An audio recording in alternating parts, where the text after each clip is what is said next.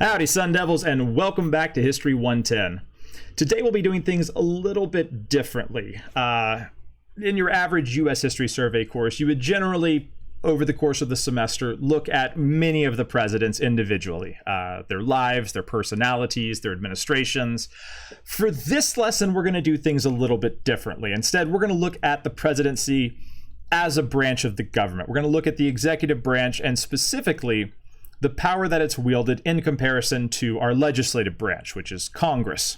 So we're going to explore how over the course of our nation's history, these two branches of government have traded powers and how they've often competed with each other for power over the federal government.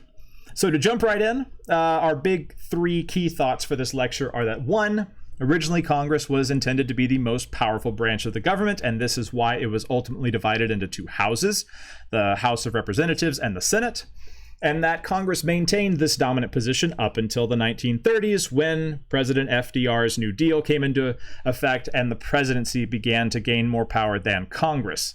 And then lastly, the presidency would maintain this power for about 40 years from President Franklin Delano Roosevelt up to Nixon's Watergate scandal, which the numerous scandals of Richard Nixon would give Congress an opportunity to try to reclaim at least some of the power from the presidency.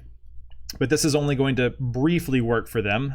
They'll be dominant during the presidencies of President Gerald Ford and Jimmy Carter. But then by 1980, with the presidency of Ronald Reagan, every president since then has pretty effectively expanded the powers of the White House. So here we go. Before we even had a constitution, we had the Articles of Confederation. Now today, Congress passes the laws and the presidency does its best to enforce those laws. But under the Articles of Confederation, it was the states who passed the laws, and it was Congress who had the job of trying to enforce them, even though under this style of government, Congress had virtually no resources whatsoever. So it was kind of a futile task to begin with. Under the Articles of Confederation, there was no office of the presidency even. That would come into being under the U.S. Constitution. Now, when they were drafting the U.S. Constitution, they realized from the beginning that the legislative branch was going to be the most powerful branch, and thus it was the most controversial between the large states, which had larger populations, and the small states. This is why initially the larger states proposed what was called the Virginia Plan, under which those states with larger populations would have more representation in Congress. This obviously wasn't very popular among the smaller states, and so they proposed the New Jersey Plan, in which every state would have equal representation. And the resulting compromise, which we call the Connecticut Compromise, resolved this issue by splitting Congress in two. And this is why in the Senate, every state has equal representation. Every state sends two senators.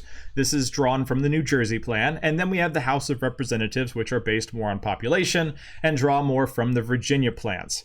However, at the time of the U.S. Constitution, nobody really anticipated that the office of the presidency would grow to be as powerful as it is today. And so this is why it doesn't really try to resolve this branch in the same way that it did the legislative branch.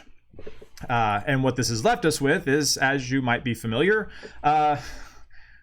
really ever since the debated election of 2000 between George W. Bush and Al Gore, there has been the ongoing debate of one person and one vote versus the Electoral College.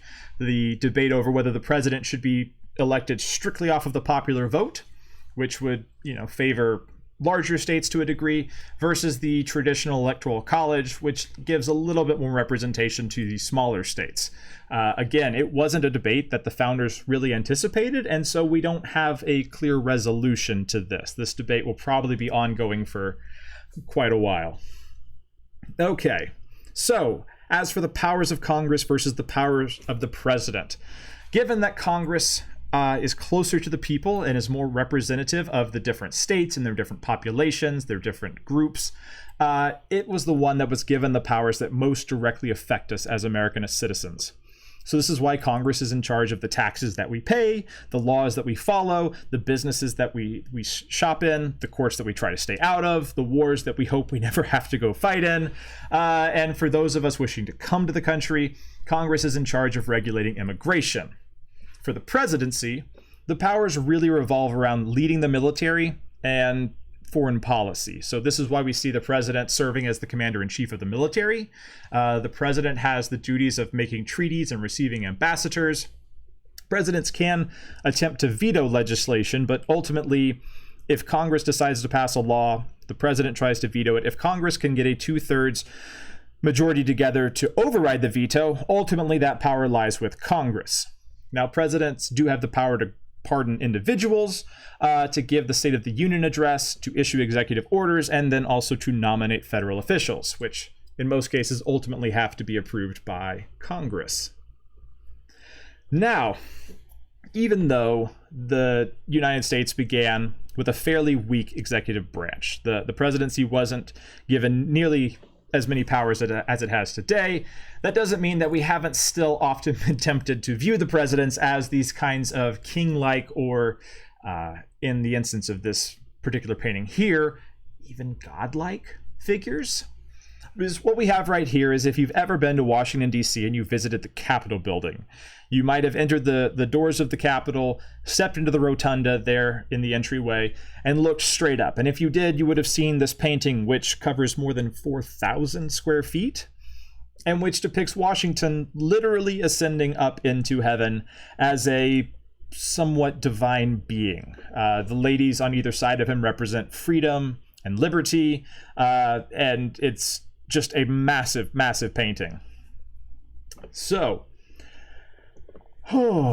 initially Congress was by far the most powerful branch, though over time it is going to begin losing more and more of the powers that it began with. So, for example, as we might remember from our Supreme Court lecture, in 1803 with Marbury versus Madison, the Supreme Court gives itself the power of judicial review and is able to now strike down laws that it deems being unconstitutional. So whereas the presidency always had the power of possibly trying to veto laws, now the Supreme Court can just simply strike them down, and they are no longer an option for Congress. However, despite these developments with the Supreme Court, for the first 70 years or so of the nation's history, Congress would generally be battling more with the states, the state governments, than with the Supreme Court or the presidency for power until the Civil War comes around. Now, as for the presidency, it is established in Article 2, Section 3 of the Constitution, and the most important thing here to understand is that in this section, there's what's known as the Take Care Clause, which reads, "The President shall take care that the laws be faithfully executed." And now, while this clause charges the President with supposedly enforcing every law that Congress passes, the reality of things is that no president has ever had infinite time and resources. They can't equally enforce every law. And so what this means is that every president has had the decision of which laws receive the most resources to be policed, enforced, and violators ultimately prosecuted. So, for example, some presidents have chosen to devote more resources towards enforcing immigration laws. Others have devoted more resources to enforcing drug laws or specific commerce laws. For example, we'll see President Theodore Roosevelt devotes a lot of the president's resources to enforcing the anti-monopoly laws that are on the books. Now, one of the things that the Constitution does not give us is it doesn't tell us exactly what a president must do if they themselves consider a law to be unconstitutional. We've seen how the Supreme Court, if it finds a law to be unconstitutional, can strike it down, but what does a president do if they're convinced that a law is unconstitutional? And if we go to our next slide, and I pull the full slide up, we'll see that when Thomas Jefferson took office there in 1801, the president before him, President John Adams, had passed what was known as the Alien and Sedition Act. And the alien part of this meant that essentially anyone from another nation could be jailed or deported on really any kind of suspicion. And the sedition part of it means that papers were forbidden for printing things that were negative about the U.S. government. And so when Jefferson comes into office here in 1801, one of the things that he says is that he just flat out doesn't consider them to be valid laws, and he makes no effort to enforce them. And about 2 years later, they're repealed. But for those 2 years while they were on the books, he just flat out refused to enforce them because he didn't see them as valid laws.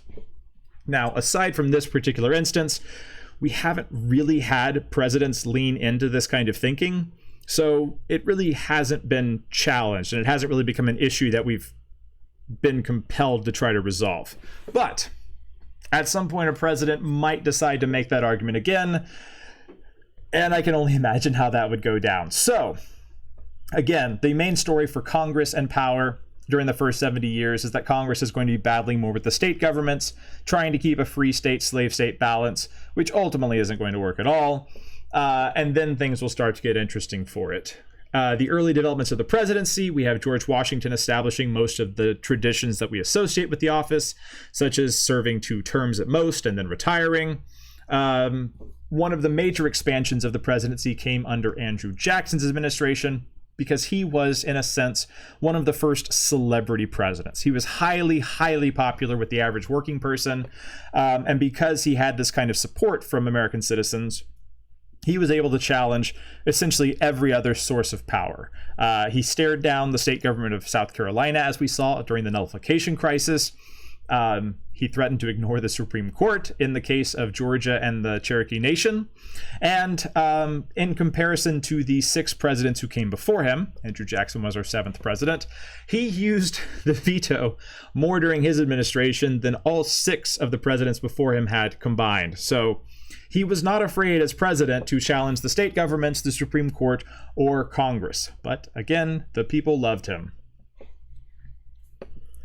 All right, now, by the time the Civil War comes around, well, for most Americans, the Civil War represented more of a failure of Congress's inability to resolve issues than it did necessarily of the presidency.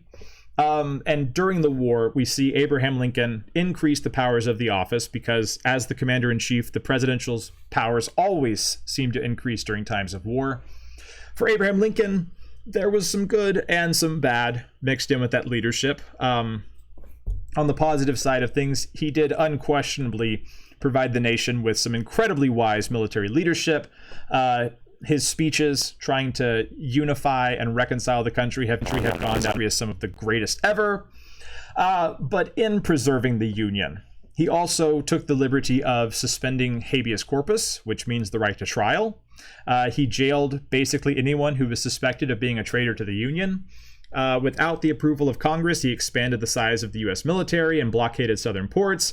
And as we might remember from some of the other lectures, he was not afraid to threaten the European powers with war if they even dared to recognize the Confederacy as a government. So Lincoln's going to expand the presidency in several ways. Following the Civil War, Lincoln is tragically assassinated, which in the eyes of both Northerners and Southerners only makes him a more heroic figure. He's currently, depending on the poll that you look at, the most popular or the second most popular president in U.S. history. But following his assassination, Congress is going to take over. Andrew Johnson, who was Lincoln's vice president and who becomes president, is going to try to continue presidential Reconstruction, which presidential Reconstruction was in many ways a softer version of Reconstruction. It offered the southern states a lot of concessions. It made it very easy for the country to come back together, whereas what were known as the radical Republicans of Congress had a much, much harsher version of Reconstruction in mind. And when Johnson tried to push through presidential Reconstruction, Congress overrode him. And when Johnson tried to veto them, Congress was united enough that they overrode virtually every veto that he tried to throw out there. And in fact, they eventually impeached him and came within one vote of actually removing him from office. So following Lincoln's assassination, Congress takes over again, and we're going to see from now until the end of the 1800s, Congress dominating the scene of U.S. politics. In fact, there in 1876, the presidential election is going to be heavily disputed, because essentially we're going to have 20 electoral college votes that there's no easy answer as to who they should go to. There's accusations of voter fraud in all of these states, of voter official corruption. We have state governors removing electors because they favor the other party. All sorts of corruption going on during this. And so what happens is Congress gets together, and the Democrats on one side, the Republicans on another side, come to an agreement where the Democrats will accept the Republican candidate Rutherford B. Hayes as the president, despite him losing the popular vote. in exchange for the Republicans kind of calling off Reconstruction, taking the military governments out of the southern states and kind of setting things back to the way that they were. So Congress makes this deal with itself. It installs a president who lost the popular vote as the new president, and it wraps up Reconstruction. And as a result of this, we get a run of pretty weak presidents. Rutherford B. Hayes, we have Garfield, Arthur, Cleveland, Harrison. None of these presidents would win back-to-back elections, though I should note that Grover Cleveland here would win election, and then he would lose the following election, and then he would win the election after that. So Cleveland did serve 2 terms, but they were not back-to-back. Now, as Congress is in charge of the federal government at this point, they are also incredibly susceptible during this time period, because this is the time of the Transcontinental Railroad, of industrialization. Factories are booming at this point, and these rapidly growing corporations are exerting a lot of influence over the US government. In fact, there is a very famous cartoon here kind of depicting the influence of these industrialists and their lobbyists over Congress. So I'll go to the next slide, which is a larger version. If you want to pause here.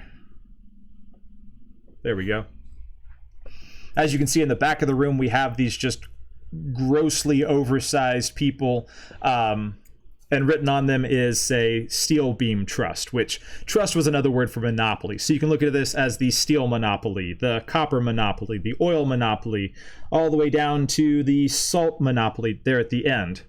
If you look at the sign over them, it reads, "This is a Senate."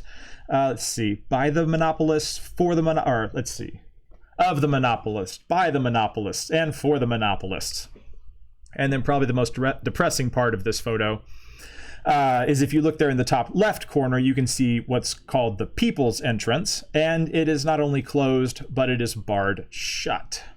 So this was how Americans kind of saw the influence of big business on their government, and specifically upon Congress. Let's see, next slide. But it was not just Congress. Presidential administrations were also quite susceptible to corruption, as we saw during our History of the Press lecture with Ulysses S. Grant's administration and its bad habit of handing out contracts and positions to Grant's own friends. Now, not only did big business have an influence over the government, but there in 1895, it would actually bail it out, kind of what's called a reverse bailout. So you might remember following the Great Recession of 2008, we had our own government bail out several major corporations and industries. Back in 1895, the reverse happened, in which we saw the Wall Street mogul J.P. Morgan personally bail out the U.S. economy by purchasing up roughly $100 million in U.S. bonds. Because 2 years prior, there had been an economic panic that had left the U.S. government unable to pay a lot of its debts. And so Grover Cleveland eventually agreed to meet with Morgan and agreed to have a single massively wealthy individual bail out the U.S. government. And so, as you might imagine, Morgan eventually made a lot of money on the loans that he gave the U.S. government. This did allow the U.S. economy to survive and continue to thrive. And it's one of the reasons why we see politicians like Williams Jennings Bryan campaigning on ending the gold standard, because if the U.S. had been able to print currency based on both its gold and its silver, it would have been able to be in a better position to avoid this crisis here. Okay, so Congress has had a nice run. Things are going to start to change now as we enter the 1900s. So, as the country is growing, as the nation is pushed west, we now have states spanning the entire continent. By 1900, the U.S. is already engaged in its own little bit of imperialism with things like the Spanish War. We'll see the U.S.-Philippine War. The United States is going to begin obtaining territories like Guam and the Philippines here during this time period. And through this population growth and increasing immigration, Congress is going to begin to represent more and more diverse groups of people. Congress is going to grow along with the nation, but that nation is going to grow much, much, much more complex. And in order to meet all of these different needs, as they're starting to try to meet needs that revolve around everything from What do we do with aging citizens? What do we do with immigration? What do we do with our military? What do we do with science? What do we do with medicine? What this means is that it's no longer practical for Congress to all come together in one room and try to address each of these issues all together. There's just too many things to cover. And so this begins what's known as the committee era. And so what Congress begins to do is it instead begins to form special committees. So today we have nearly 50 special congressional committees in action. And what these committees do is they take a subject, an issue, and you'll have anywhere from maybe 6 to a dozen Congress people serving on those committees, and they'll be the ones who will do the research, who will formulate the laws and the proposals for addressing these things, and then they'll bring them to the larger body of Congress. Now, it is a more effective way of dealing with complex issues, but it does have some unintended consequences here. So, for example, one thing is that the more committees that a Congressperson serves on, the more power and influence they have in Congress, which means that it's now a lot easier for them to win elections because, if you're someone who supports that candidate's party, you really don't want to lose them because there's someone who's on all of these committees and has all this influence. So even if there's a younger or a better candidate coming up through those party ranks, you're going to be really hesitant to vote for the newer person because they're going to have to start from scratch. They're not going to be able to walk into Congress and automatically be on all of these different committees. So one of the unintended consequences is now senior politicians have an immense advantage over younger politicians. And this is one of the reasons why we start to see Congress people serving much, much, much longer careers there in Congress. During this time period, 1913, Congress will also pass the 17th Amendment, which prior to the 17th Amendment, state governments elected their own senators and sent them to Congress. But following this amendment, now senators, just like representatives, would be elected directly by the people. And so through this, Congress is able to take a little bit more power away from the state governments and give it to the people. As for the president during this time, we're going to see our next sort of celebrity president emerge. So William McKinley is going to not only win the presidency, but he's going to win re-election here at the turn of the century.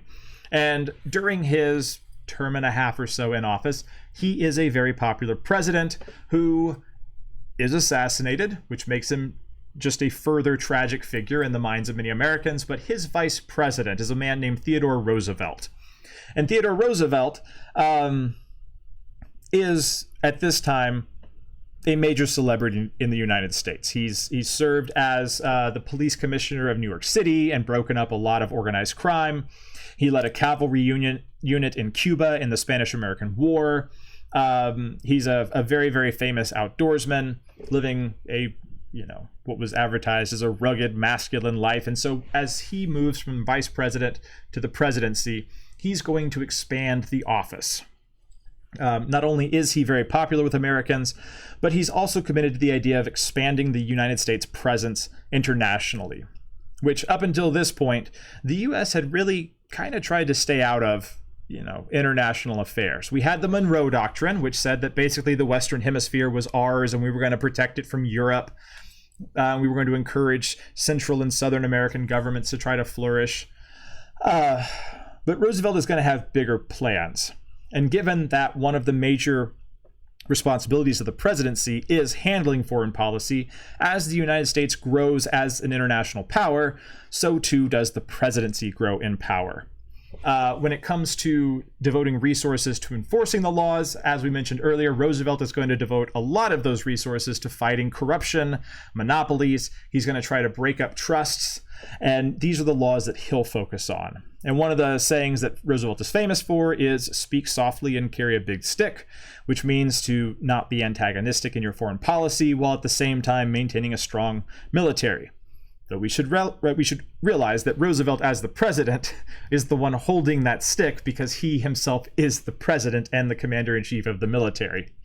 And since we're on the topic of Teddy Roosevelt, just want to clear up one very common misconception here. If you've ever seen a photo of Teddy Roosevelt, there's a good chance that it might have been this one here with him riding on a moose. I hate to tell you, it's not a real photograph. It's not a fake photograph either. For anyone who saw it when it was originally published, it was part of a very, very well-known set of publicity photos. So leading up to this one particular election, you had 3 parties running with 3 candidates. And so you had, I realize they didn't have Photoshop 100 years ago, but they could still edit photos through splicing. And so someone had put together photos of the Republican candidate, William Taft, riding on the Republican animal, which is the elephant, Teddy Roosevelt of the Bull Moose Party riding on a bull moose, and Woodrow Wilson of the Democrats riding on a donkey. So if you ever see this photo, this is the series that it came from, and it was just a set of publicity photos. Okay. Now, despite Teddy Roosevelt expanding the presidency through his foreign policy and his celebrity personality, despite 2 administrations later with Woodrow Wilson leading the nation through World War I and taking on all those wartime powers, at the end of this time, Congress still has the dominant position in the government, to the point where even Woodrow Wilson can design what was called the League of Nations, which was the predecessor to today's United Nations. And Wilson could convince 42 other nations to join this organization and even win a Nobel Peace Prize for it. But the U.S. Congress refused to allow the United States to join it. The president didn't have the power to join his own international organization that he had founded. Congress still maintained that power. And Republicans in Congress not only opposed Wilson's League of Nations because it would supposedly cost the United States some of its national sovereignty, but they also opposed Wilson himself for refusing to give up a lot of his wartime powers despite peace treaties being signed. And a lot of the American people agreed with them, although there was a lot of division over the extent to which the United States should end its isolationist policies and begin cooperating internationally. But they allowed the Republicans to win control of both the presidency and Congress for at least the next 12 years until FDR, the Great Depression, and the New Deal. And this right here, starting in 1932 with again, the Great Depression and the New Deal programs of FDR, this is where the presidency begins to surpass Congress, because what's going to happen here is that the New Deal is going to create so many new federal agencies, and it's going to expand the federal government so greatly through, again, these new agencies, through a dramatically expanded budget. And if we remember FDR's threats to pack the Supreme Court, it almost expanded the Supreme Court as well. But for historians, they look back and they see FDR's presidency as the start of what they call the imperial presidency. And when they say imperial presidency, essentially what they mean is that the office starts to look like what we recognize it as today, where the president is able to call a lot of the shots, is able to direct a lot of the national agenda, and really sets the tone for a lot of the things that the nation accomplishes during their administration. So this is going to continue all the way up through Nixon's Watergate scandals. During this time, Congress is going to try to limit the presidential powers to a degree. One of the things that they'll do is they'll pass the 22nd Amendment, which, again, FDR, although he died in office, he was elected 4 consecutive times. And so following his death, Congress is going to pass this amendment which says, okay, Washington, our very first president, set the tradition of you only serve 2 terms. It might not have been written down anywhere, but now we're going to write it down. You can only serve 2 terms, or if you're serving as vice president and take over in the middle of someone else's term, you can still run 2 more times because you've got 10 years maximum to serve as president. Now, they didn't do all of this because they opposed FDR. I should also note that within, just a few months of FDR passing away, Congress had already approved his likeness being minted on some of our U.S. coins. So, they gave him some coins, but they wanted to take away the option of anyone running for president 4 straight times and winning.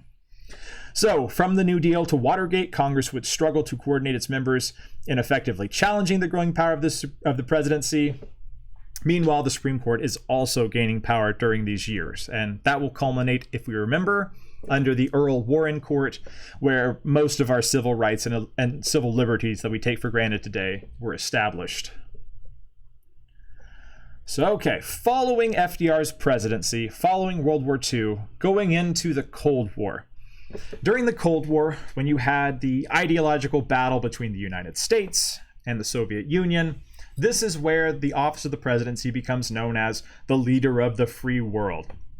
And it was during these early Cold War years that the presidential staff just begins to explode. We have the National Security Council, created there in 1947, which was the president's own personal advisory council to let them know everything that was going on in the world. This council advised them on new military technology, new espionage techniques, new international reports from those nations that we were currently battling with the communists for influence in. Also during this time, our nuclear arsenal is going to also dramatically increase in size. And so the president himself, as the commander-in-chief, will be the one in charge of what's called the nuclear football, that briefcase which has the launch codes. And even up to today, the president alone is the only person in the United States who can order a nuclear attack somewhere in the world. And now I've got here in the notes in parentheses, chest cavity proposal.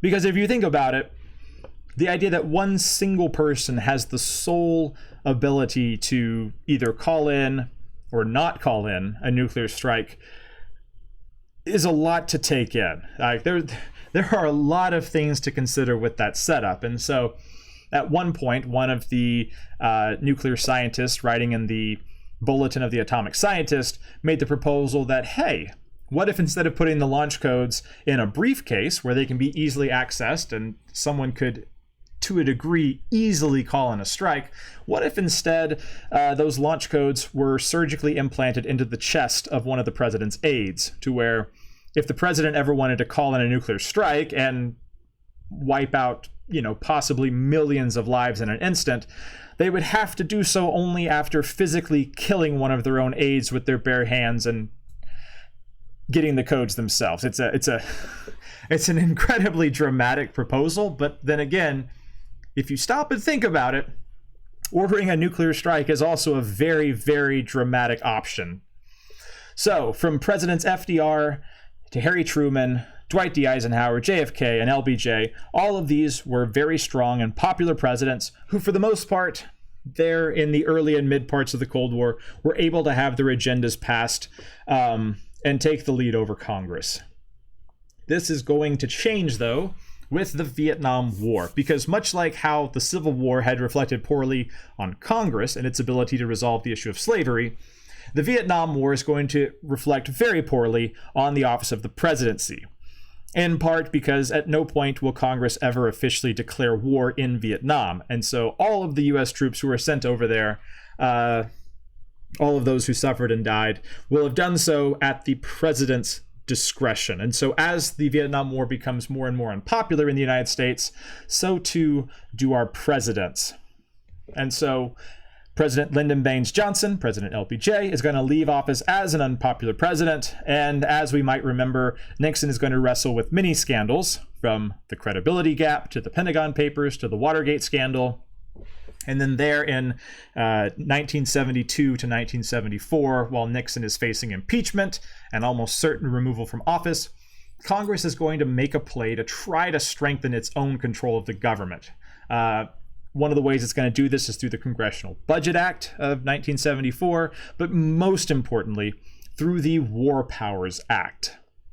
Now, the War Powers Act, what it does is, after the disaster that was the Vietnam War and the way it was handled, the War Powers Act tells presidents, hey, you have 2 days, you have 48 hours to alert Congress that you're going to be using military force. And once you've alerted them, you then have 60 days to use those troops at your own discretion before either Congress has to declare war or you have to bring the troops home. Which sounds like a good idea, but as with a lot of good ideas, it doesn't actually contain any measures for Congress to enforce this. And so what we're going to see, especially beginning with Ronald Reagan there in the 1980s, is that presidents are going to continually press the limits of this War Powers Act, that they'll continually find new ways of deploying troops, new ways of framing the situation to get around this 60-day limit here. which at this point, probably the most questionable use of our military without having received a declaration of war, was the extended engagement under President Obama there in Libya. Though I don't imagine any president anytime soon is going to walk back these powers, we will probably continue to see them pressed further and further. Okay, so following Nixon and his scandals, following Congress trying to reestablish some control, they will gain control, though it will be short-lived. Both Gerald Ford and Jimmy Carter will serve a single term. Both of them will make comments acknowledging that Congress is the one calling the shots at this point. Big business would continue to exert an influence over the government, as Gerald Ford would even appoint the grandson of John D. Rockefeller, Nelson Rockefeller, as his vice president when he took over. But then in 1980, a popular Hollywood actor named Ronald Reagan would be elected president, and much like FDR, would greatly expand the presidency into the powerful office that it is today. One of the things that really benefited Reagan was the fact that as an actor, he was incredibly talented at public speaking, and his sense of charisma and his way of speaking endeared him to a lot of Americans, and he remains one of the most popular presidents of all time. Now, one of the things that continues to increase the power of the presidency is what's known as precedent. And essentially what that means is that if President A does something and Congress or the Supreme Court doesn't step in and invalidate that, then President B comes along and assumes, well, I can do it too. And so in many ways, the power of the presidency has continued to increase because there really isn't a mechanism in place in the Constitution, in Congress, in the Supreme Court for rolling back presidential power. And so the increase of power only seems to work in one direction. And a good example of this would be also under Reagan's presidency, what was known as the Iran-Contra scandal, in which under President Reagan, the U.S. Army or U.S. military was selling weapons secretly to Iran and then funneling the funds of those sales to rebels there in Nicaragua, all off the books, all also quite illegal. And when Congress found out about it, given that Reagan was incredibly popular and was coming up towards the end of his second term, they decided not to pursue the investigation right then and there. They were going to let Reagan leave office first. However, we should remember that presidents also have the power of pardon. And so what happened was Reagan's vice president, George H.W. Bush, won the next election and eventually ended up pardoning most of those who had been associated with the Iran-Contra scandal, which meant that Congress really had no way of investigating this at all. And so this event passed, these presidential powers were not checked, and so future presidents have looked back on this as a sort of precedent that was set in opening up new ways that they could use their own powers. Because again, Reagan wasn't checked on this. Now, here recently, over the last 20 to 30 years, we've seen a dramatic increase in what's called gridlock or logjam, in which Congress has been more and more unable to pass new laws. It's certainly lacked the cooperation to get a 2/3 majority to override any kind of presidential vetoes, therefore making presidential vetoes all that much more powerful. And what we see is that as a result, there's been what some observers have called the cult of the modern presidency. And this applies to virtually every candidate here in the past recent decades. And what it is that despite the presidency seeing such a dramatic increase in its powers since the New Deal back in the 1930s, in reality, we as American voters still tend to overestimate the powers that the presidents actually do have. And so as one observer wrote, voters expect the president to do everything. When they inevitably fail to keep their promises, voters swiftly become disillusioned. Yet they never lose the romantic idea that the president should drive the economy, vanquish enemies, lead the free world, comfort tornado victims, heal the national soul, and protect borrowers from hidden credit card fees. That even though presidents still remain limited to a degree in what they can and can't accomplish here in the United States, I mean, again, they don't get to pass laws, they don't get to set tax rates, they have very clearly defined powers in most cases. We still tend to think of them in terms of, well, if we can just get so-and-so in office, it will fix everything. When in reality, they just serve as one official in one branch of a much, much larger government. So, okay. Gridlock. Further weakening Congress and strengthening the presidency has been the increase in political polarization since the 1990s. And what this means is that, given that Congress represents, or is supposed to represent, all of the different groups living across the United States, it means that the more divided these groups become, the more divided Congress itself becomes, and therefore it's much harder for Congress to work. However, for presidents, this division in many cases has actually led to them increasing in power. Because on one hand, those who support a particular president are generally more than happy to grant them more and more and more power, whereas those who oppose the president generally attack them on the assumption that they already have such powers or that they're already going to grab those powers for themselves anyways. So as polarization increases, presidents generally seem to increase their own power. And we've seen how both the Democratic Bill Clinton, and the Republican Donald Trump were impeached by oppositional Congresses as Congress has tried to fight back and take some power back for itself. And both the Republican George W. Bush and the Democratic Barack Obama were attacked by oppositional Congresses for military actions that originally most Americans and most congressional representatives approved and supported, and only later became unpopular.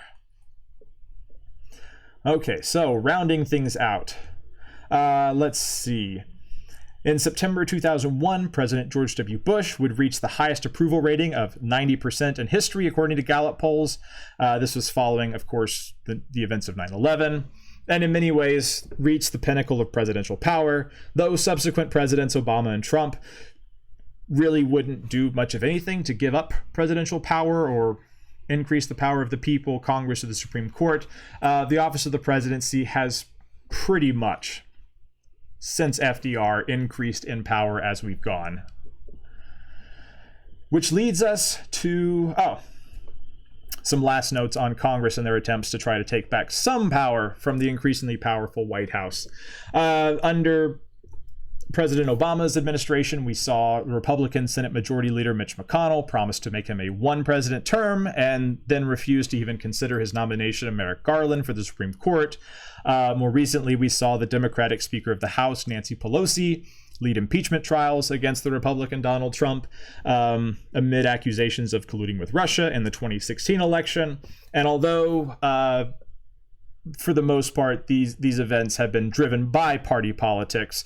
My reason for including them here is so that we can kind of get an even broader perspective and see these things in the larger history of the power struggle between Congress and the White House over our country's history.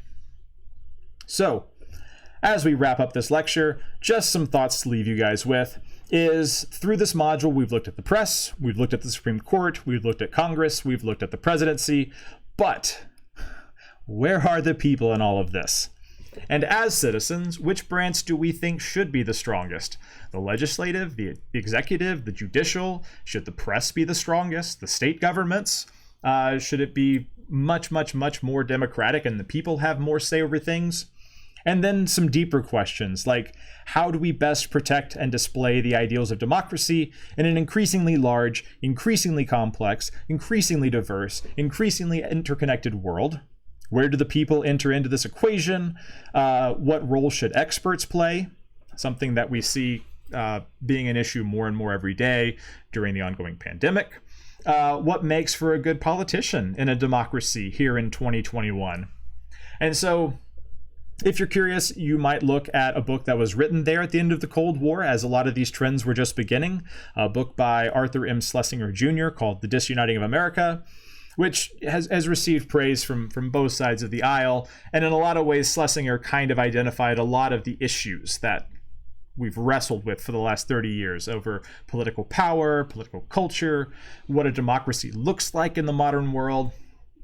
And it's a very, very interesting view of things from there in the early 90s. So I will now leave you with a quick study guide for some different ways in which the power of the presidency has increased, and I will see you in our next module.